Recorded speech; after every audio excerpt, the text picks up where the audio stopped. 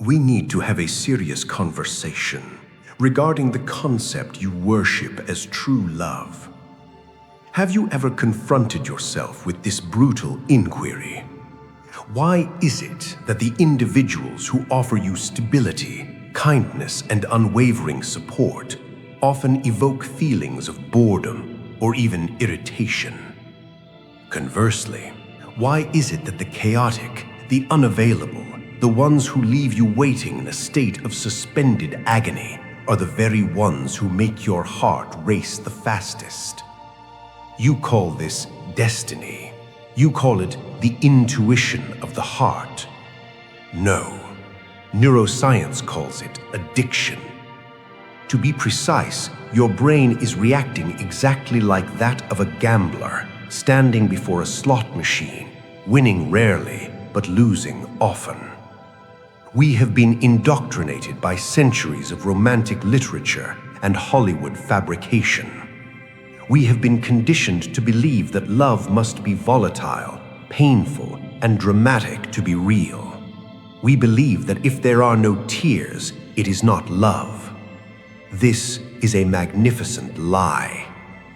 The naked truth is this: that fluttering sensation in your stomach, which you mistake for passion, is actually a physiological constriction. It is your blood draining from your stomach to your muscles. It is the sympathetic nervous system triggering a fight or flight response. It is not a sign of a soulmate connection. It is a biological alarm signaling danger. You do not love that person.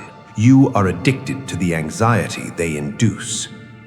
Unless you deprogram this biological error, you will remain a moth circling the flame, condemning yourself to a perpetual cycle of toxic entanglements, repeating the same tragedy with different actors forever. Let us enter the laboratory and perform an autopsy on this hallucination called romance. First, let us examine the biology. Why do bad boys or femme fatales possess such lethal magnetism? The answer lies in a mechanism of behavioral psychology discovered by B.F. Skinner, known as intermittent reinforcement. Consider this: if you press a lever and always receive food, eventually you lose interest. But if you press the lever and the reward is unpredictable, sometimes a feast, sometimes nothing, sometimes a shock, you become obsessed. You will press that lever until you starve. This is the precise architecture of a toxic relationship. When they withdraw, your dopamine levels crash. When they return with a crumb of affection, your brain experiences a dopamine spike far more potent than any stable relationship could provide. You are not in love. You are addicted to the chemical cycle of punishment and reward. And we are not finished. Let me provide you with a brutal biological reality that few dare to speak: the difference between men and women in this trap. For men, your enemy is the Coolidge Effect. In biology, a male rat will mate with a female until he's exhausted and bored. But if you introduce a new female into the cage, the male immediately resurrects his energy. Why? Because the male brain is wired to seek novelty. This is why men cheat, not because they stopped loving their wives, but because their dopamine receptors became desensitized to the old stimulus. They seek a new drug, even if that drug is toxic. And for women, your enemy is oxytocin, the bonding hormone. Every time you engage in physical intimacy, your brain releases oxytocin. It acts like a biological superglue.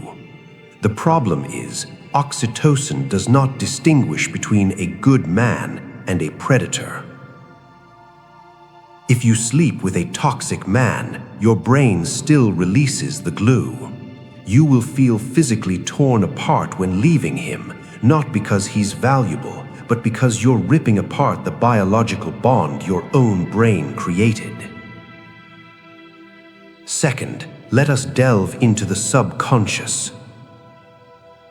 Why did you choose that specific person out of 8 billion options? Carl Jung and Sigmund Freud left us a terrifying clue. It's a concept called Imago.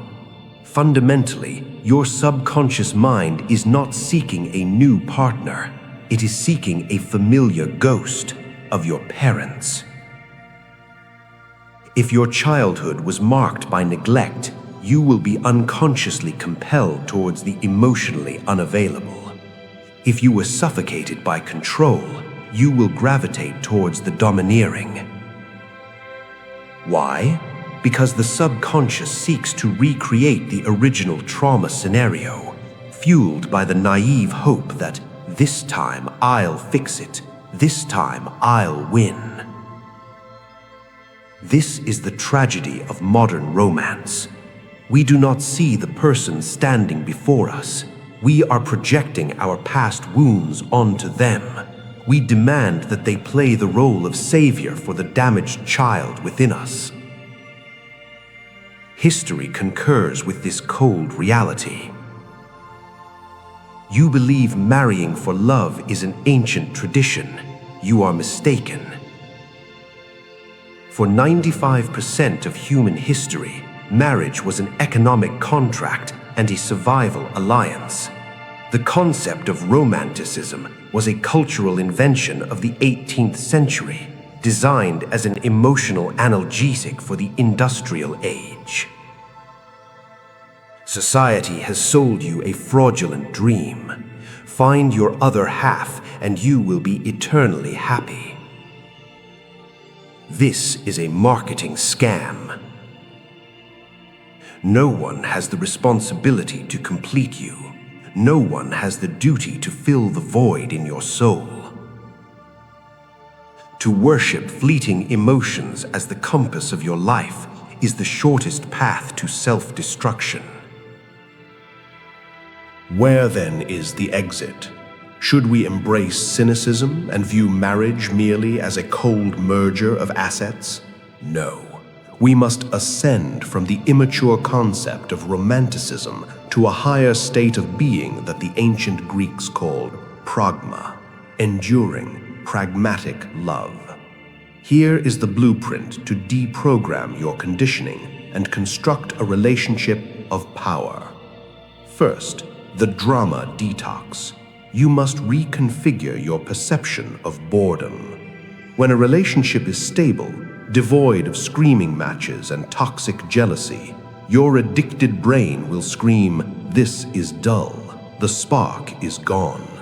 Silence that voice. That tranquility is not boredom. That is safety. That is the bedrock upon which you build an empire. Learn to find ecstasy in peace, not in chaos. Second, shift from lover to strategic ally. Stop searching for someone to coddle your emotions. Search for a partner in crime. Seek an individual who shares your core values and your vision for the future. You need a lieutenant who can guard your back when the world turns against you. Mature love is not two people gazing into each other's eyes. It is two people looking outward in the same direction, ready to conquer the same territory. Let me give you a practical exercise right now. It is called the unexplained refusal. Weak men suffer from a disease, the need to explain. When they say no, they feel guilty. They append a thesis of apologies and justifications. Stop it.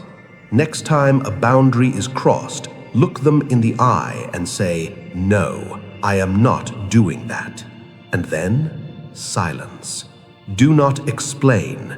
Do not apologize. Let the silence do the heavy lifting. The tension will be unbearable, but if you hold your ground, the balance of power shifts. They will finally respect you as a solid entity. Third, love as an act of will, not emotion. Emotions are like the weather, volatile and unreliable.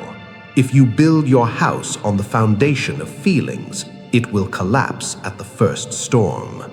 Build upon the foundation of commitment. Commitment declares, even though I may harbor disdain for you today, even though I feel no spark at this moment, I will treat you with the highest honor and duty, because that is the choice I have made. Burn this into your psyche. A child loves because they are needy. A sovereign man loves because he has surplus strength to give. Do not seek a missing piece to complete yourself. Become a whole universe. And when two whole universes collide, it is not dependency. It is a big bang that creates a new world. If you persist in believing that love is a whimsical journey of following your heart, I must deliver a grim forecast. You are entering an era where the romantic dreamers will become the most isolated demographics on Earth. Observe the current state of the mating market.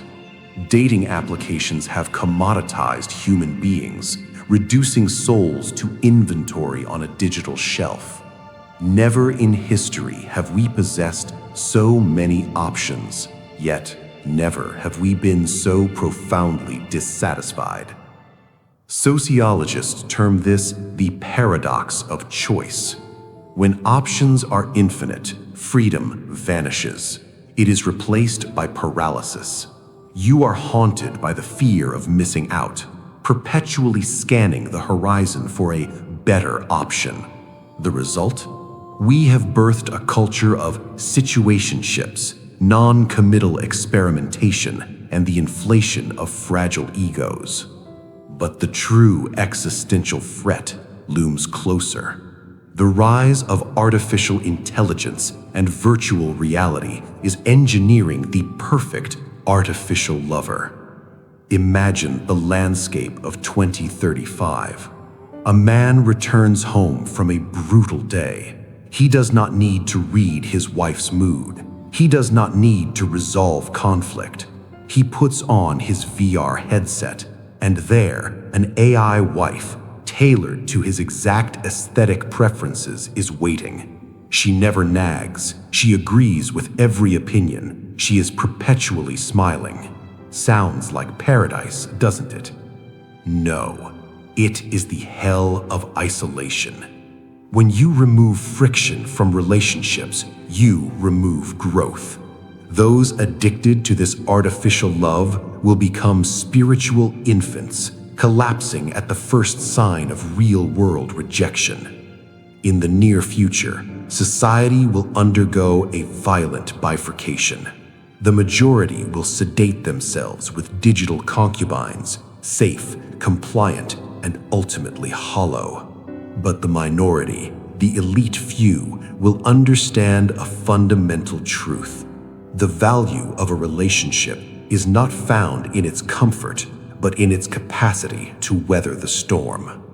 If you cannot detox your brain from the cheap dopamine of romantic fantasies, you will lack the fortitude to sustain a real family in this chaotic age. You will divorce, not because love has faded, but because your hallucinations shattered against the jagged rocks of reality.